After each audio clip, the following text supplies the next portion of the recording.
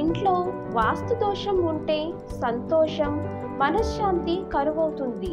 సానుకూల శక్తి ఉండాలంటే వాస్తుపరమైన దోషాలను గుర్తించటం ముఖ్యం. ఇంటికి సంబంధించి వాస్తు దోషాలు ఎలా గుర్తించాలో తెలుసుకుందాం. వాస్తు దోషం అంటే ఏమిటి? వాస్తు శాస్త్రం ప్రకారం ఇంటి నిర్మాణానికి సంబంధించి కొన్ని నియమాలు ఉన్నాయి. వీటిని పాటించి మాత్రమే ఇల్లు కట్టుకోవాలి. సానుకూల, ప్రతికూల శక్తులు కూడా ఈ నియమాలతో సంబంధం కలిగి ఉంటాయి. ఇల్లు కట్టేటప్పుడు మనం ఏ దిశను దృష్టిలో ఉంచుకోకపోతే భవిష్యత్తులో వాస్తు దోషాలు తలెత్తవచ్చు. ఉదాహరణకు, వాస్తు శాస్త్రం ప్రకారం దక్షిణ దిశలో ప్రధాన ద్వారం ఉండటం శుభ పరిణామం కాదు. అదే సమయంలో తూర్పు దిశలో మరుగుదొడ్డి నిర్మించకూడదు. ఇంటి ప్రధాన ద్వారం తూర్పు దిశలో ఉండటం శుభప్రదంగా భావిస్తారు. ఈ విషయాలతో వాస్తు దోషాలను గుర్తించండి.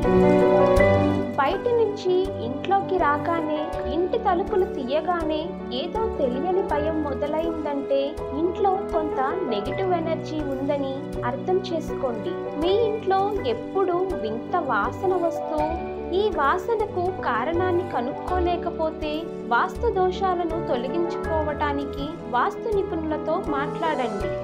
గృహోపకరణాలను సరైన స్థలంలో ఉంచినప్పటికీ తలుపు తెరిచిన వెంటనే చెల్లాచెదురుగా ఉన్న వస్తువులు కనిపిస్తే మీ ఇంట్లో వాస్తు దోషం ఉండవచ్చు. మీరు ఇంట్లో ఒక మూల నుంచి శబ్దం విన్నట్లయితే అది ప్రతికూల శక్తితో ముడిపడి ఉంటుంది. వాస్తు దోషానికి మరో సంకేతం ఏమిటంటే ఇంట్లోకి గబ్బిలాలు రావటం, వెళ్ళటం. అటువంటి పరిస్థితిలో మీరు ఎప్పుడు ఇంటి తలుపులు, కిటికీలను మూసివేయటానికి ప్రయత్నించాలి.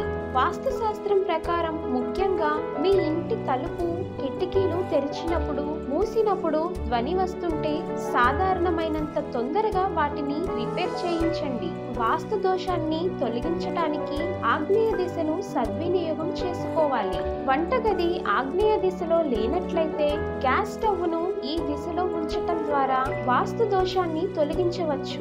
ఒకవేళ మీరు దీన్ని చెయ్యలేకపోయినా ఈ దిశలో 0 వాట్ బల్బును వెలిగిస్తే వాస్తు దోషం తగ్గుతుంది. ఇక ఈ వీడియో మీకు నచ్చినట్లయితే లైక్ చేయండి, షేర్ చేయండి.